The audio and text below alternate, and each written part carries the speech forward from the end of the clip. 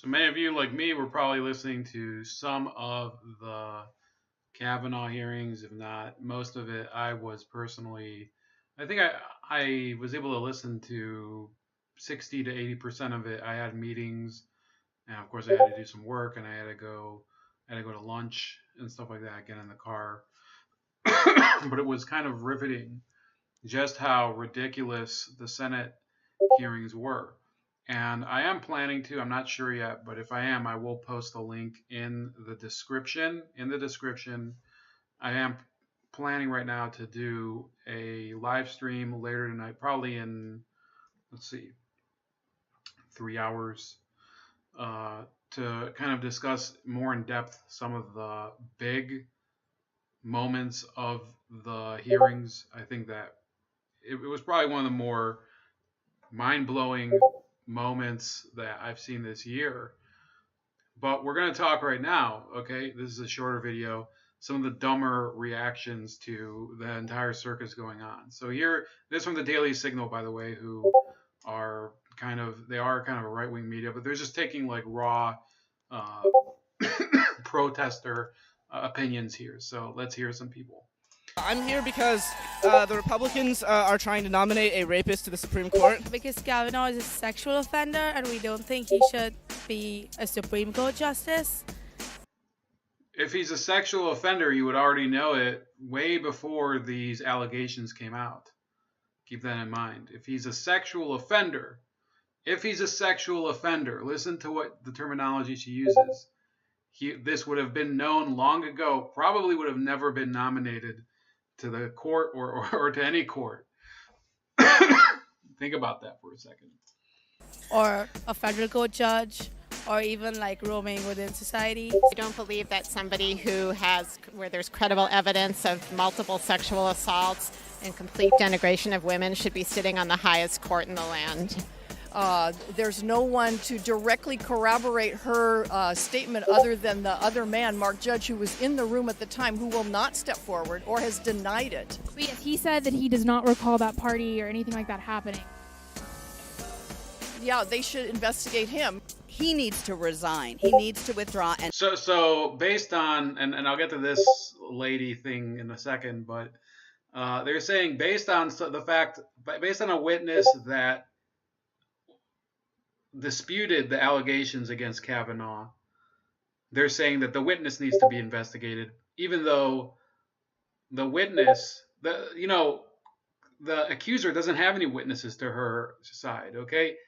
So because somebody spoke out and said, well, the witness's accusations are inaccurate, well, they can't have that. He needs to be investigated. and not do this to his family, and we need to find out the truth. So you think he should withdraw even before we find out the truth? If I was his wife, I would want him to withdraw. You don't get a presumption If I was your husband, I would want you not to wear a priest suit. of innocence when you're interviewing for a promotion. Do you worry that in the court of public opinion, if he is innocent, that this could destroy his life? Let me just say that for a second. Saying that putting yourself in the place of his wife, okay, that makes me, if then I can just say, well, if I was your dad, I wouldn't let you tie your hair back in a ponytail. I mean, what does that have to do with anything?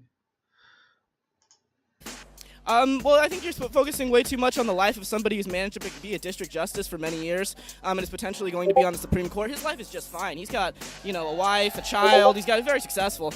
The other night, Ashley and my daughter Liza said their prayers, and little Liza, all 10 years old,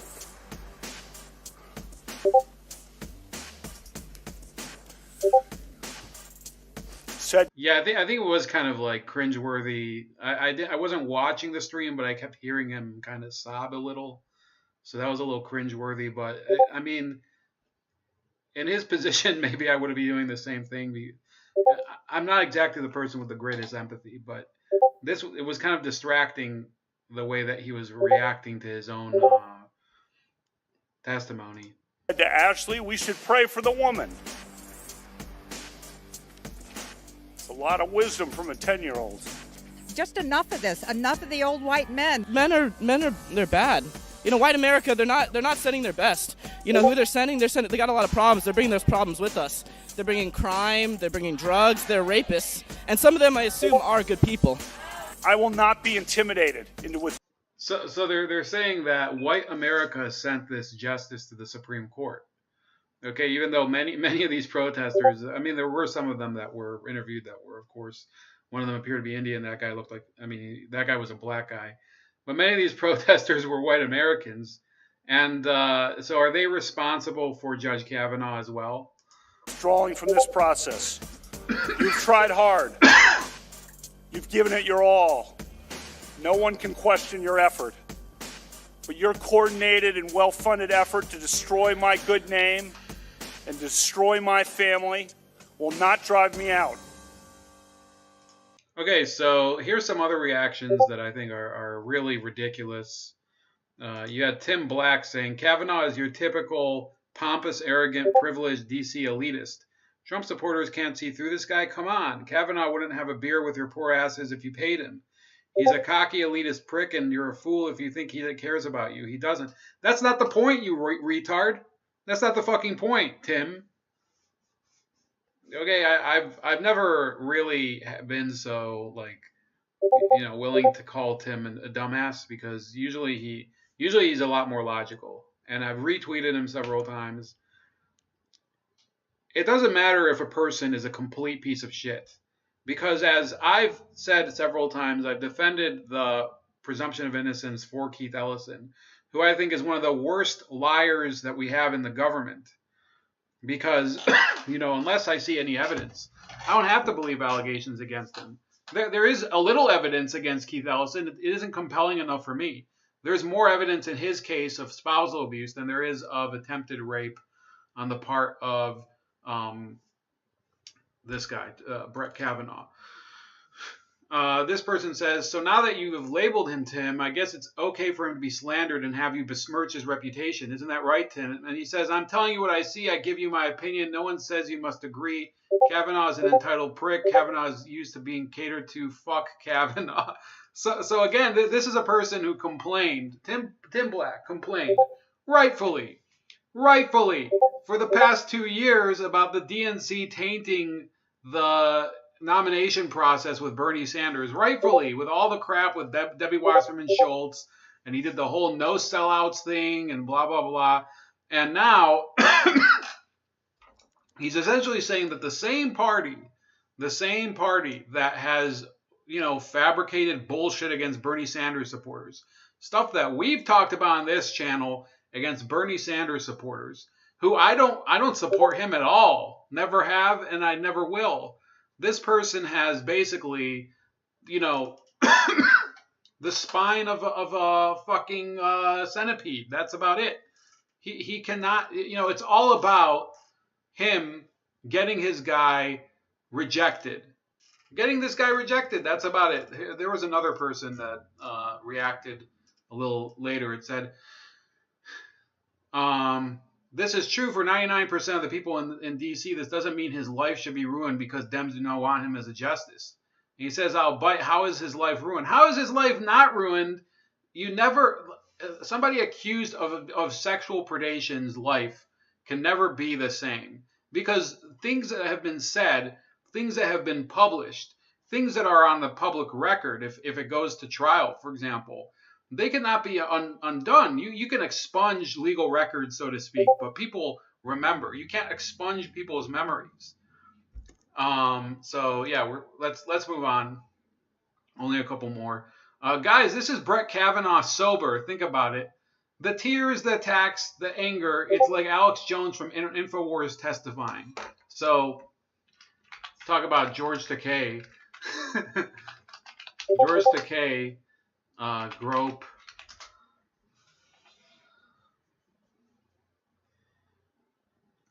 This is from 2017. This is from just last year. This guy and Jezebel published it. It said George Takei very recently described groping men who are afraid. This gay dude. So he's one to talk. It's like, shut the fuck up. Shut the fuck up. Okay, and this is not. I want this to be clear. If people don't really see what's so stupid about this, there's no point in debates between people of different opinions. You cannot you cannot just assume that because somebody looks like an asshole and has different opinions from you that they're guilty of a crime. Okay, that's a matter of basic that's the fabric of civilization there, dude. It says here's a transcript of Takei on Stern, Howard Stern show. Did you ever grab anybody by the cock against their will? Oh, well, there were different times. You never sexually harassed anybody. And then Takei says, hey, boner, have you? Stern asks. Takei says, some people that are kind of skittish or maybe afraid and you're trying to persuade. Stern says, do we need to call the police? Maybe it was some, Robin Quiver says, what is she saying, Howard? Maybe it was some guy who was hesitating to have sex with you and you gave him a gentle squeeze or something. And Takei says, more than gentle. That is George Takei talking about groping other dudes. Okay, that's the way it is. And then this guy did accuse him indeed of basically sexually harassing him when he was 23 and Takei was 40. Not that not that there's a age issue with that. There is a creep issue. And then of course you have the queen of fake, Lena Dunham. Lena Dunham, who said the news today is painful for so many and for so many reasons. Please remember to stop and care for yourself, even if it's 3 of the deepest breaths. You are loved, take care. And you have all of these adoring idiots who don't realize, or maybe they do, they just don't give a shit, that they're basically, validating somebody who herself never actually dealt with her allegation of rape. And to be honest with you, most people know has no credibility at all. So this person asks, Lena, I am a big fan of yours, but why do you assume each woman is telling the truth and any man is automatically guilty? This person misspelled believe survivors. Believe survivors. The same Lena Dunham who touched her sister. Oh, well. Lena Dunham Pebbles. So there you go. I mean, this is from 2014. Lena Dunham describes sexually abusing her little sister. Anything a sexual predator might do to woo a small suburban girl, she was trying. That's according to her book. Okay, so don't tell me that the American left, whether it's the progressive left like Tim Black, or the so-called moderate liberal left, as embodied by people like Lena Dunham and George Takei. Don't tell me that they really stand up for the rights of the sexual assault survivors, because a lot of these people themselves have been basically, guilty or, well, not guilty. They've just been accused of the same things. Didn't they want the same presumption of innocence that anybody else deserves? That's about it. I will post the live stream if I do it. I'll post the link, and I'll talk to you guys later.